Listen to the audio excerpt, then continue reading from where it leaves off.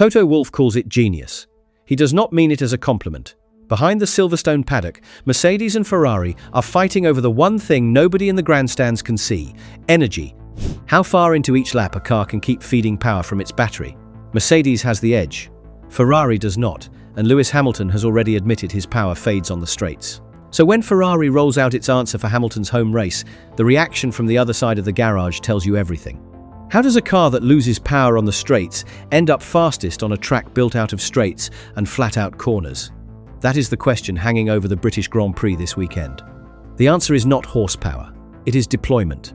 How long a car keeps feeding electrical power down a straight before the battery fades. The car that deploys later and cleaner reaches the next corner in front, having spent nothing extra to get there. At Silverstone, where a lap is mostly straights and high-speed sweeps, that battle is not a side issue. It settles the whole thing. And every piece of data going into this weekend says Ferrari is on the wrong side of it. Start with what Hamilton says about his own car. The Ferrari has the power. It just runs out too early. Ours tails off, he admits. 4 words, and they describe the whole weakness.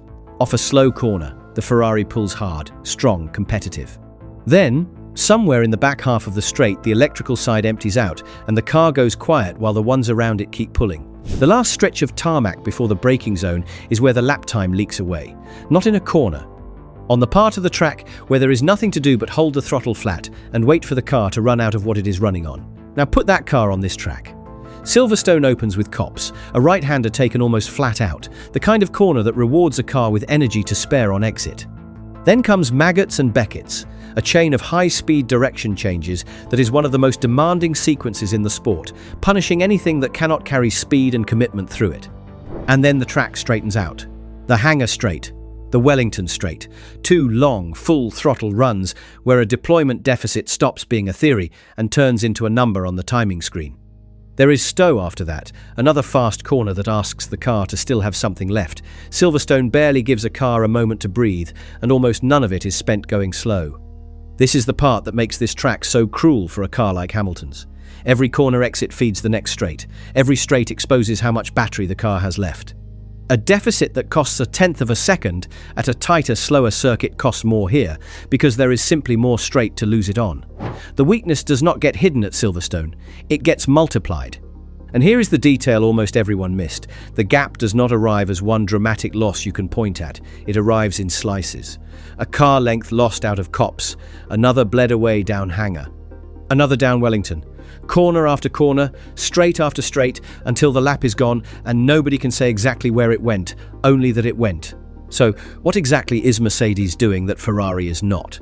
According to the race, the Mercedes has a way of managing its deployment that keeps power on tap deeper into the lap than its rivals. A pattern of lifting and redeploying that squeezes more out of the electrical side in exactly the places that matter, down the straights, without paying for it through the corners. The trick is timing, not output. The same battery every car is working with, used with better timing than anyone else has found. Picture 2 cars leaving the same corner side by side. Both get on the throttle at the same point. Both climb to the same top speed. But one of them keeps deploying a fraction of a second longer before the battery gives out. Over a single straight, that fraction is a car length.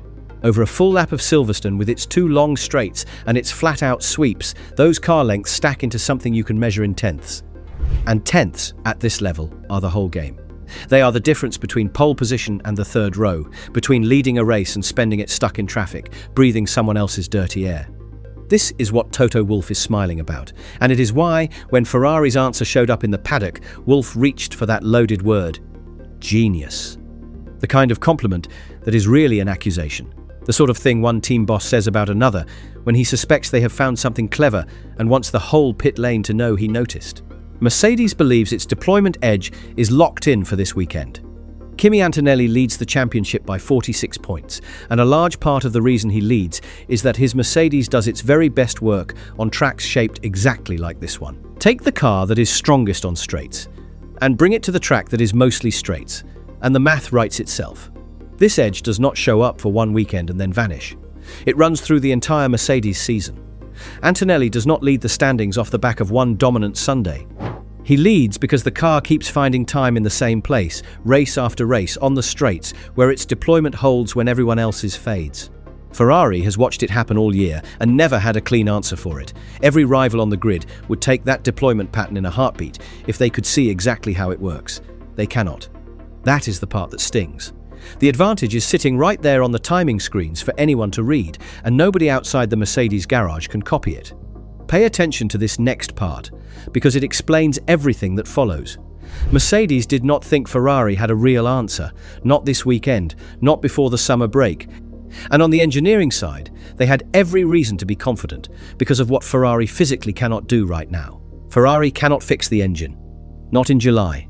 The source of the deployment weakness sits inside Ferrari's power unit, the one badged Adduo, and Ferrari's own engine boss has already described the underlying issue as relatively minor.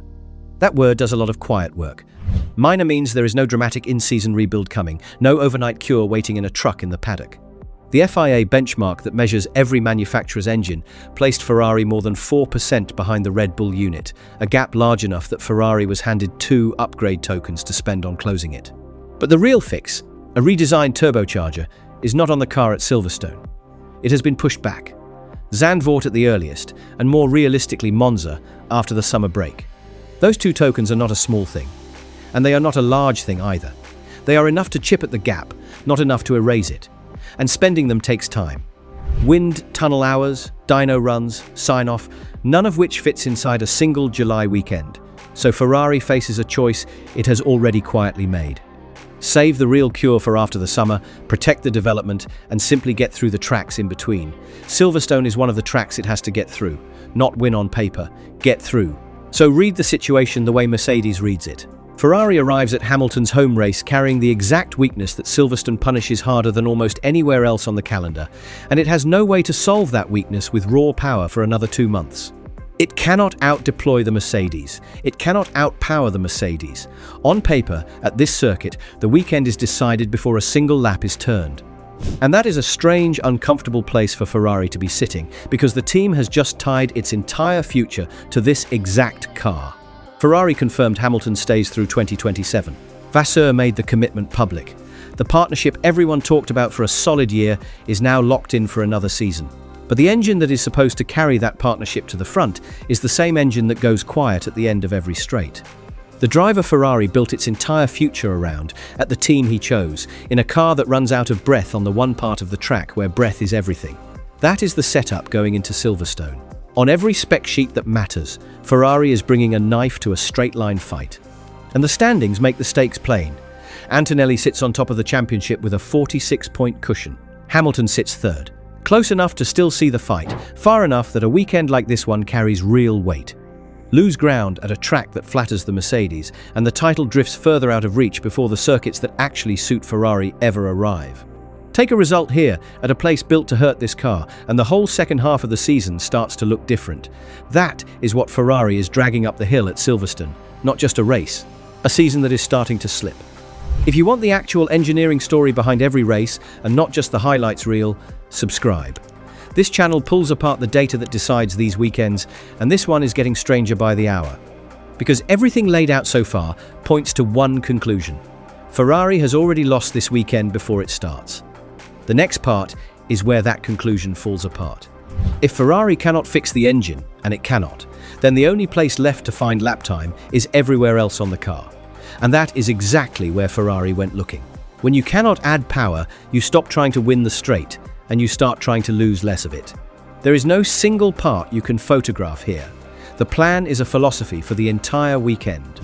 Trim the car for low drag, so the rear wing takes less bite out of the top speed on the straights, where the deployment gap already hurts most. That trade has a cost, and Ferrari knows it. Less wing means less grip in the corners, and Silverstone is full of corners that demand grip, so the setup has to thread a needle. Take enough drag off the car to survive the Hangar and the Wellington Straights, but keep enough downforce to stay committed through Copse and through the Maggots and Beckett sequence, where the track hands time to a car that can hold its nerve at high speed, and where Mercedes cannot simply deploy its way past you. That is the whole idea. Give the driver a car that is quick, where the battery does not decide anything, and quietly accept the loss where it does. This was never about winning the deployment fight. That cannot be won before Monza. The plan is simpler than that. Build a lap that reaches the flag before the deployment gap ever gets the chance to matter. Route the car around its own weakness instead of straight through it. There is a risk baked into all of it.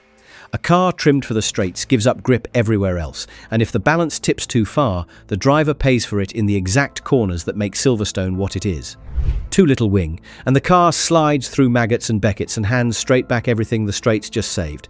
Too much. And the deployment gap swallows the lap on the long runs. Get it wrong in either direction, and the whole plan collapses into a slow, nervous lap that pleases nobody. The margin Ferrari is working inside is tiny. The setup has to be near perfect, because near enough will not beat a Mercedes that only has to show up as itself. That is the answer that made Wolff say genius through his teeth. It was not a hidden engine mode, and it was not some magic fix that appeared overnight. It was a way of constructing a single lap that hides the one flaw Ferrari cannot repair. And the reason the reaction from the Mercedes garage told you everything is that Mercedes understood immediately what it meant. If Ferrari could hide its worst weakness for one flying lap, then the tidy paper form of the whole weekend was suddenly in doubt. Here is where the theory met the clock. Friday. Sprint qualifying at Silverstone. The one session where every car empties the tank and runs a single flat-out lap with nothing held back and nothing saved for later. This is the moment the deployment gap should have been at its most punishing. One lap, maximum push, on the most straight heavy layout Ferrari would see all season. Every engineer up and down the pit lane knew exactly where to look, down the Hangar Straight and down the Wellington Straight, where a Ferrari with a fading battery had nowhere left to hide. Lewis Hamilton put the Ferrari on pole. 1 minute, 28.376. Fastest of anyone on the track. And he did it by 11 thousandths of a second over Kimi Antonelli, the man leading the championship, in the car that supposedly owns this kind of circuit. 11 thousandths. Less time than it takes to blink. The championship leader, with the deployment edge, in the machine built for exactly this layout, out-qualified for sprint pole at his rival's home race by a Ferrari that the entire paddock agreed should have been nowhere near the front. Think about what that lap actually is. It is not a car that suddenly found the power it was missing. The tail-off is still there. The engine did not change on Thursday night. What changed is that Ferrari built a lap where that tail-off cost the least it possibly could and put a driver on top of it who has made this circuit his own in front of his home crowd. Hamilton did not out-deploy the Mercedes. He made the deployment gap irrelevant for one perfect lap in front of the exact crowd that came to watch him do it. This decision to trim the car and chase the corners seemed like a small setup choice when the engineers made it. It was not. It was the entire reason the timing screen read the way it did on Friday evening. If Ferrari had shrugged and accepted its fate on the straights, none of this happens. Instead, it found the one path to the front that did not run through the engine. So subscribe if the data behind these weekends is the reason you are here, because the plan worked once, on a single lap, with everything hanging on it. Whether it holds up over a full race distance is where this story stops being clean. Because a sprint pole is one lap, a Grand Prix is not. Come Saturday, the picture shifted. Over the shorter sprint race, with the field running nose to tail and the deployment gap given time to breathe across lap after lap instead of one, Antonelli and the Mercedes took the win. And then, in qualifying for the main Grand Prix, Antonelli went one better and took pole for Sunday with a 1 minute 28.111, quicker than Hamilton's Friday time. Quicker than anyone. The order the paper predicted reasserted itself the moment the track stopped asking for one hero lap and started asking the Ferrari to hold that pace over run after run. And that is the honest shape of it. Ferrari's plan is real, and it works inside the exact window it was built for. One lap, low fuel, maximum push, where a car can hide its weakness behind a perfect setup and a perfect driver. Stretch that window into a full race, where the battery has to drain and rebuild dozens of times, and the long straights come around again and again and again, and the gap Ferrari cannot fix until autumn slowly climbs back into view. So the real question going into Sunday is not whether Ferrari found something clever. It did. Wolff said as much, in the least generous way he knew how. The question is whether one clever lap of setup can survive a full race against a car that deploys longer every single time down the Hangar Straight.